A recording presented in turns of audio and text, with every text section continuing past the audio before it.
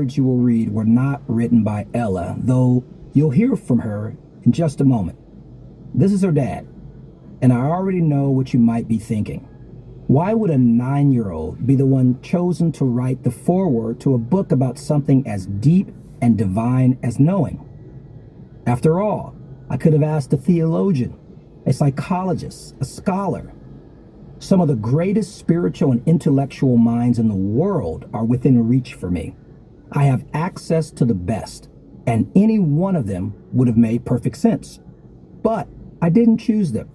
I chose a child, intentionally, because knowing doesn't always come with age. Sometimes it comes with proximity. Proximity to wonder, to purity, to the unfiltered voice of God. Children are born close to that voice. They carry a kind of clarity the world hasn't yet talked them out of. They don't overthink it. They don't question it. They just know. And if knowing truly is our first sense, as I propose in these pages, then a child is often still aware of what many of us spend our lives trying to rediscover. Ella didn't write from experience. She wrote from essence. She didn't write as someone who has walked 100 miles. She wrote as someone who more clearly remembers where we all began. So before you meet her words, I invite you to pause, to open not just your eyes, but your heart. Because what comes next is not childish, it's childlike. And in that, there's power. Now, with reverence and expectation, I give you Ella. Ella's foreword. When my dad said he was writing a book, I asked him, "Can I write the foreword?" I'm not really sure why I said it. I just felt it in my heart. I didn't know what the book was going to be about, but something inside me told me I should be a part of it. And the funny thing is, he said yes. At first, it probably seemed like a strange question. I mean, I'm only 9. But sometimes kids just know things. We don't always have the perfect words, but we still feel the truth. My dad says that grown-ups can forget that kind of knowing, but kids still have it. Maybe it's because our hearts are still open. Sometimes I feel things really strongly. Like I'll say something, and my parents will look at each other kind of surprised and say, "How did you know that?" And I'll just say, "I don't know, I just did." That kind of thing happens a lot. Sometimes I finish people's sentences, even if they didn't say anything yet.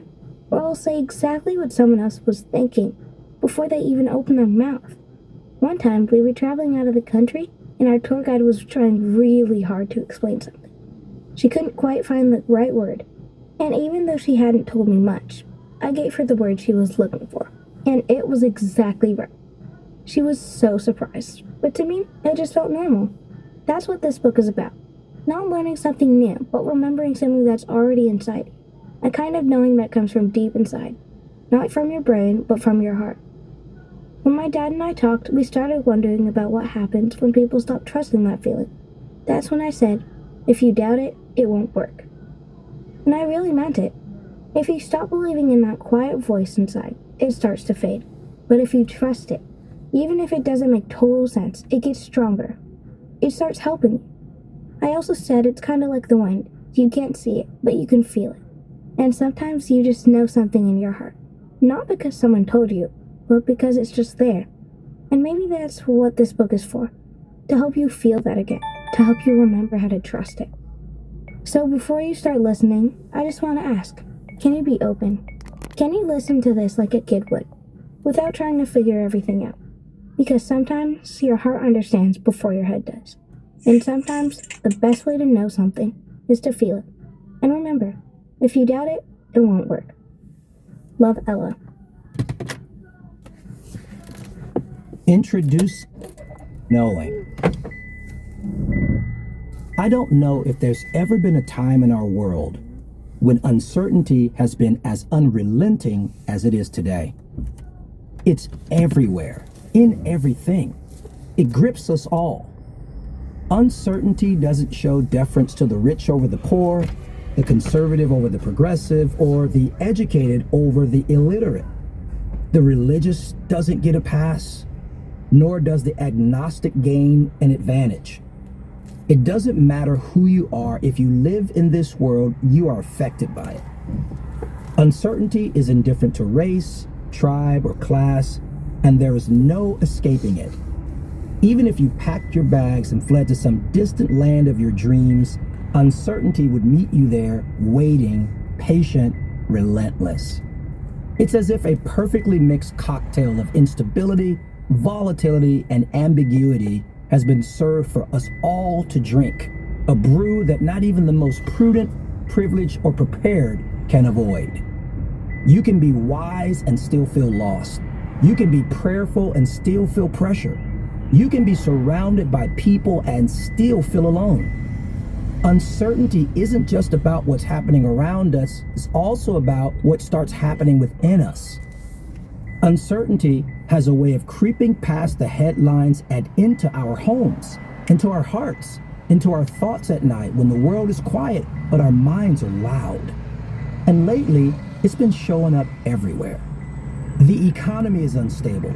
Prices are rising. Families are stretched thin, struggling to afford even basic necessities. Global markets are fragile. Debt is mounting personally and nationally. The financial security we once relied on feels more like a memory. Political division runs deep. Trust in leadership and systems is eroding.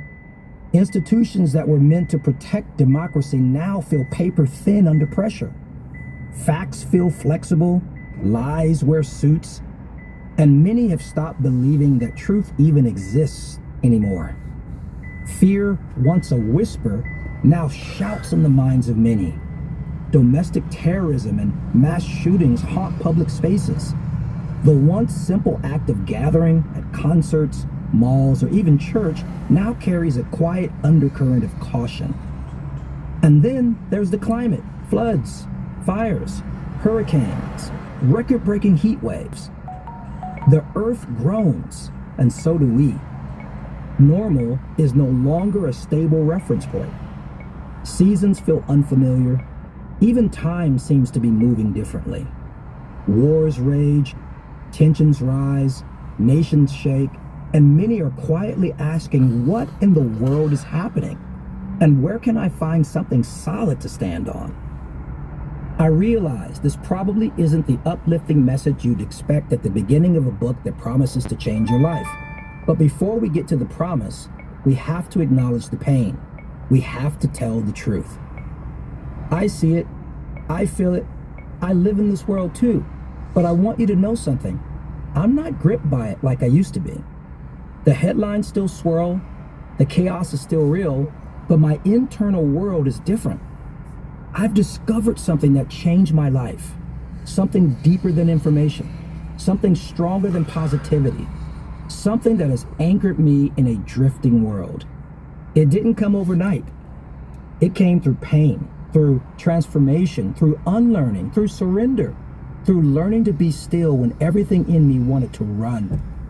It came through a sacred process, and it's what this book is about. It's called knowing. Knowing is hard to explain in one sentence because it's not just one thing.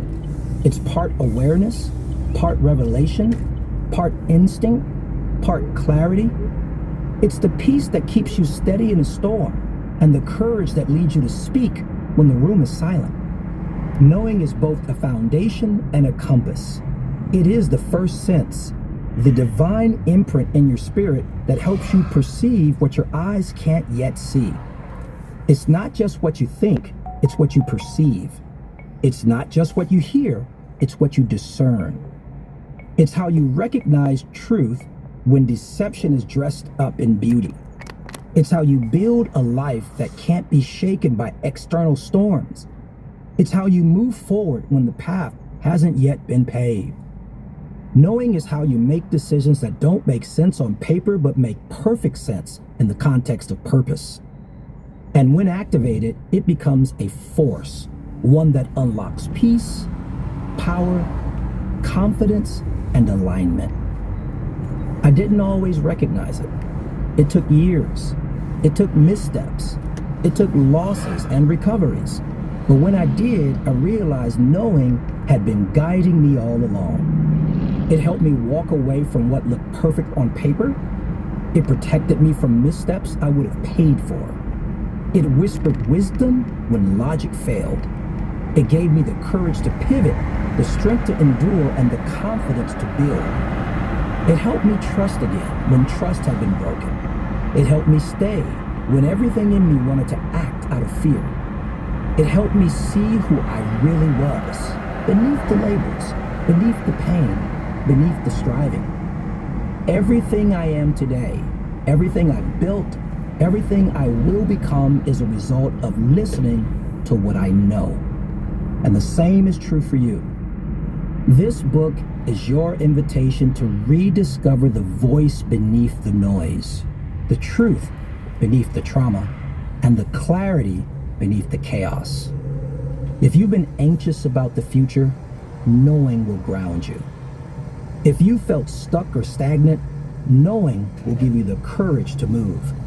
If you've lost yourself in disappointment or delay, knowing will bring you home again. And if life has caused you to forget who you are, knowing will help you remember.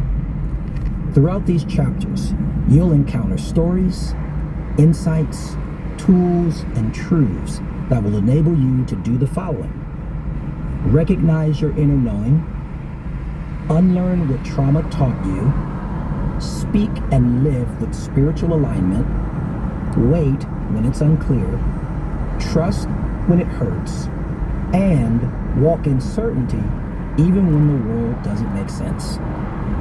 You'll learn that trauma doesn't just wound you, it can rewire you. But knowing is how you heal. Knowing is how you recover the truth. Knowing is how you rebuild from the inside out.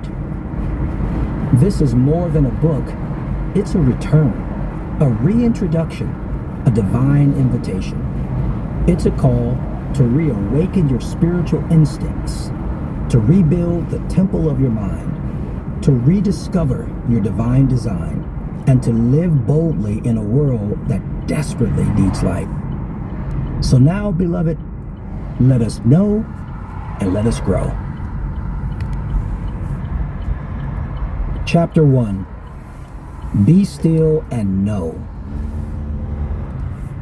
If cocoons could talk. Before we begin what I believe will be a powerful, enlightening, and transformational journey, one that I trust will guide you to a place of deep confidence and assurance no matter what's happening around you, I feel it would be disingenuous not to share the space I found myself in just days before sitting down to write this book. I wish I could tell you I felt on top of the world, the way I did when I first mapped out the outline for this guide, full of clarity, fired up by a mission, and certain of the power this message holds. I wish I could tell you that the transformational tools and spiritual perspectives you'll encounter in these pages were already firmly in my grasp, that I was standing squarely in the grounded, unwavering place that knowing leads us to. But the truth is, I wasn't, not even close.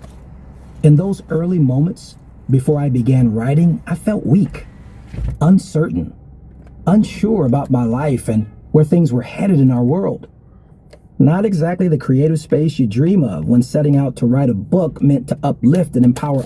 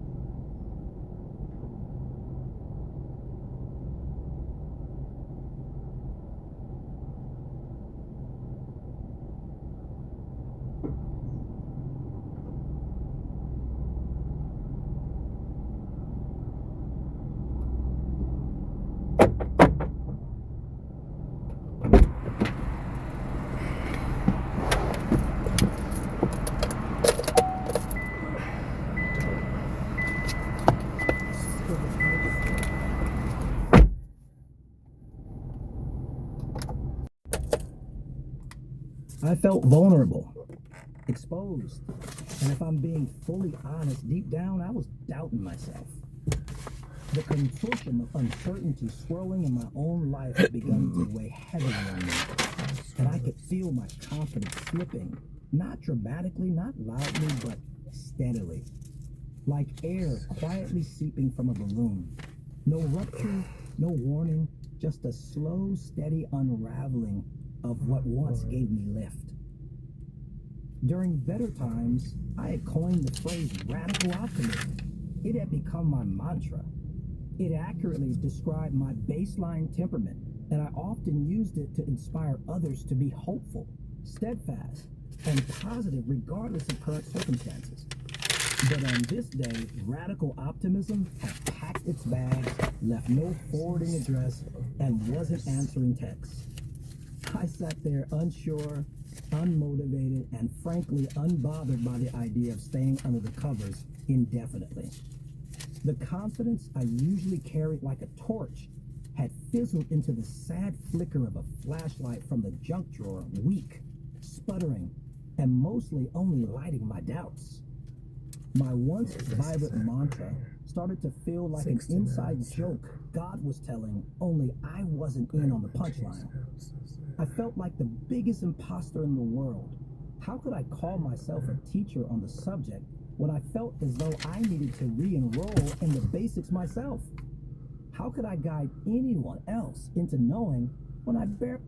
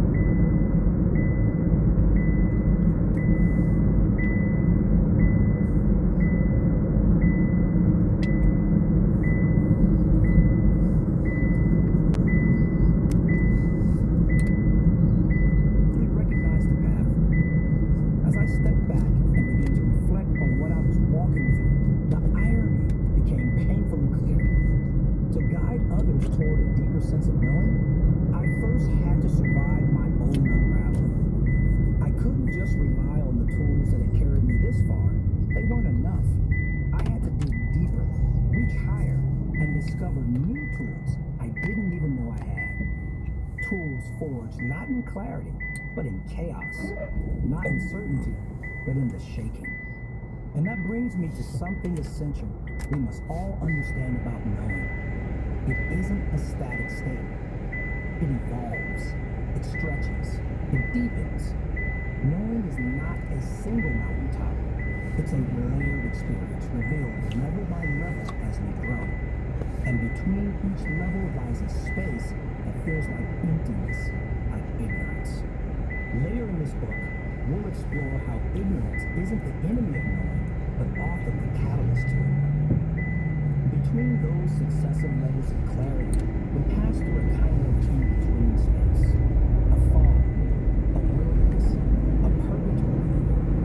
It can feel disorienting, even painful, but if we stay with it, if we trust the process, we emerge changed. We emerge clearer, stronger, and more grounded in who we are and what we know. There are some foundational things you must know from the outset. Truths that create the framework for your growth and establish the environment where deeper levels of knowing can take root.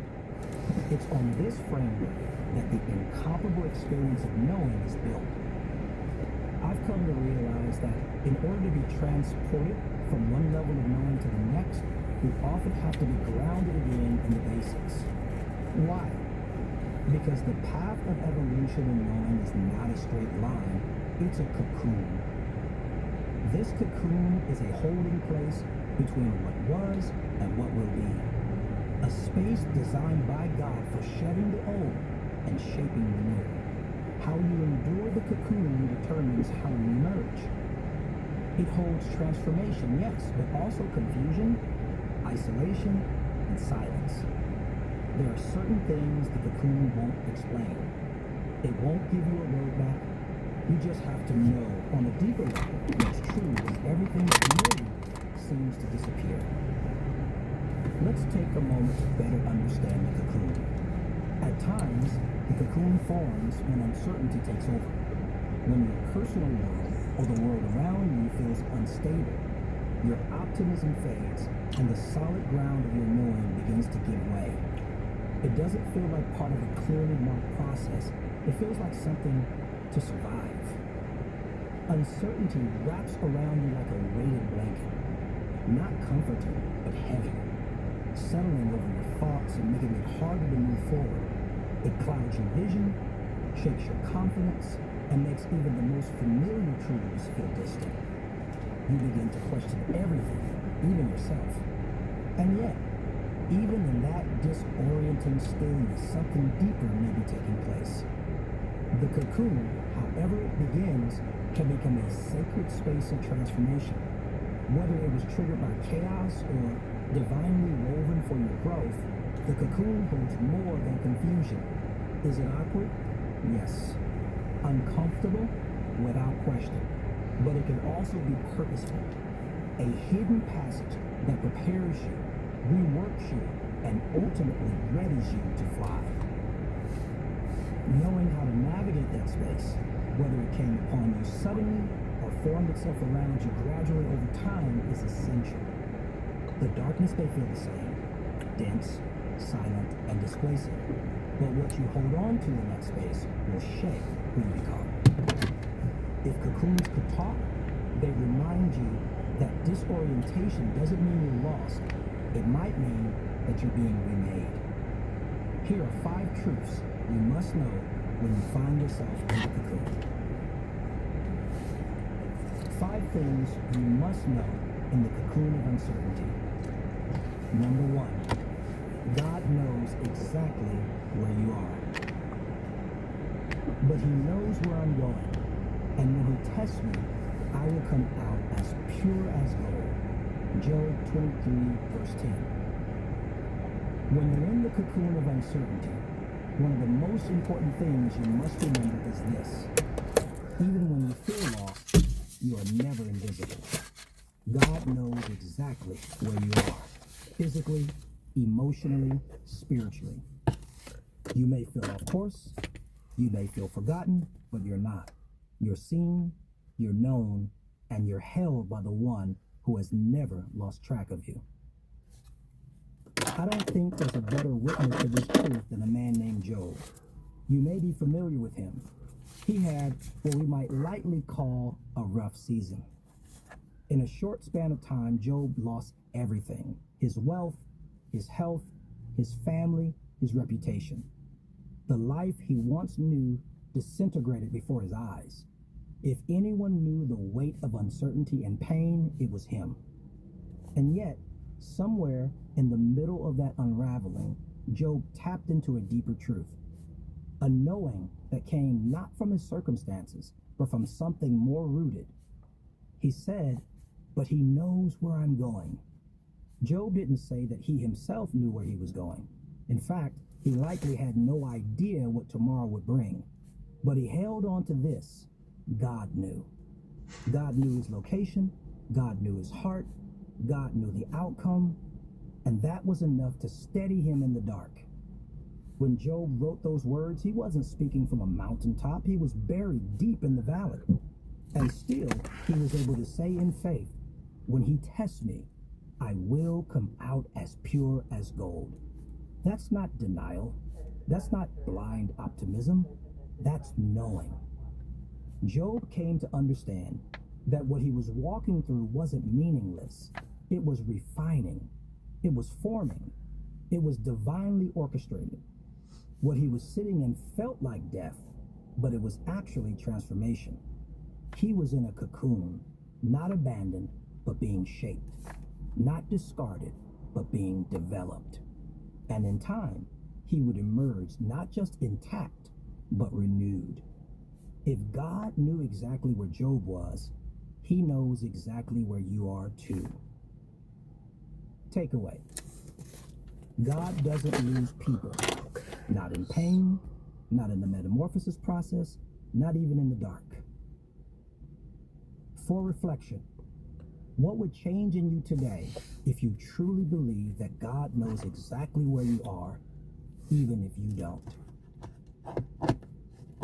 2.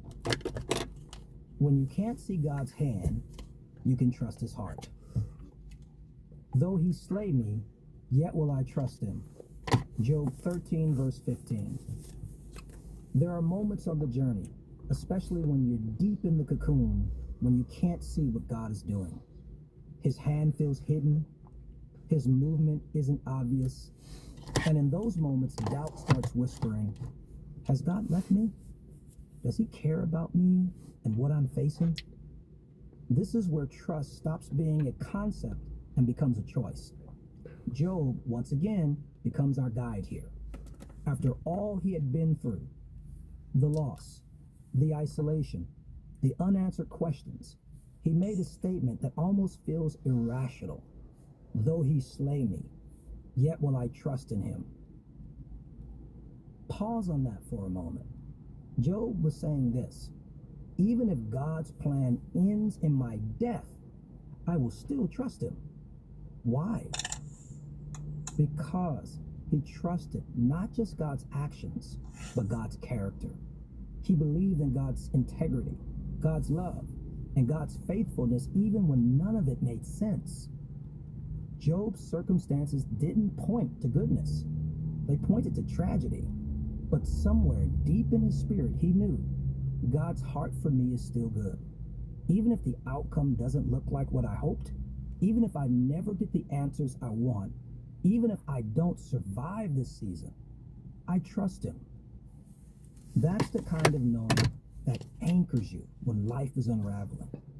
It's not passive, it's not naive, it's fierce, defiant trust in the middle of uncertainty. It's saying, even if I can't trace his hand, I will not question his heart. Because the heart of God is for me, always.